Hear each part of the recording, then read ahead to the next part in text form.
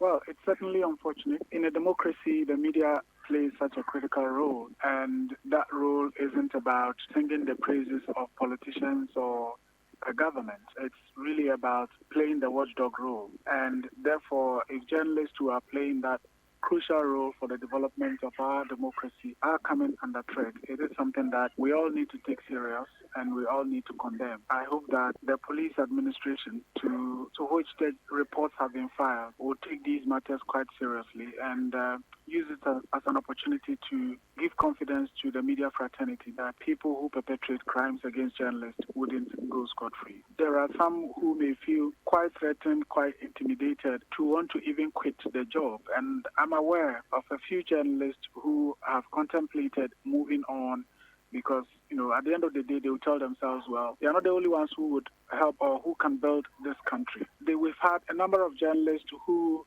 have had fears about critical reporting that they produced, some of which has resulted in these kinds of threats, intimidation, and so on and so forth. So it's certainly across the world where such an environment is created, it does have an effect on what journalists can do. And sometimes that is actually the objective that the perpetrators would want to achieve in terms of intimidating journalists so that critical reporting is not done. I think that as a country, we owe it a responsibility to defend journalism, to defend the safety of journalists, and to also create an environment that wouldn't create a sense of fear for journalists. And that is the critical stage that we are at the moment. I am hoping that the current government, I think that in the last 4 years, we have said it time and again, that an environment of fear and intimidation and repression was being created. I believe that going forward, all Ghanaians would see the importance of opening up the environment so that we don't have a continuation of the repression and intimidation. Once we get intimidation, repression, and attacks and so on to take hold, that would be the beginning of the destruction of the democracy that we all seek to build. So all those who are interested in democratic development, all those who are interested in governance, all those who are interested in the development of this country must take these developments quite seriously and come on board in the advocacy towards ensuring that the environment is free for people to express themselves. Of course, if in the course of expressing oneself, you commit a crime through your speech, that's a different matter.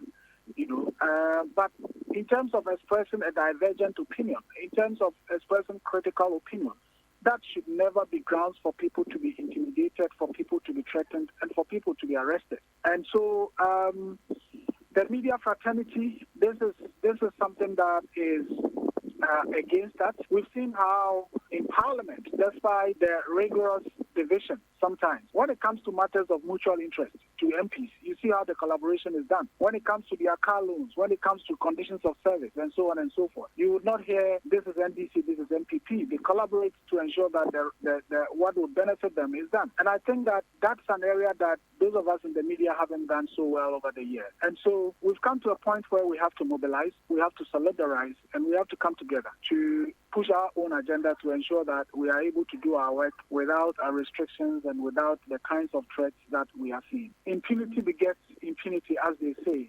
When people commit crimes against journalists or any other individuals or groups, and such crimes go unpunished, in the end, what happens is that it emboldens those who commit such crimes and also then get people to feel that, well, they can also do the same thing. After all, when others did it, nothing happened. So the MP who sat on radio and threatened, not actually even threatened, actually mobilized people to attack a media worker, is walking free. Subsequently, this person was shot and killed, and nothing happened. Nothing serious happened. And I think that is a major indictment on not just the security agencies, but also the government of the day, particularly when such a person is an MP in the ruling party.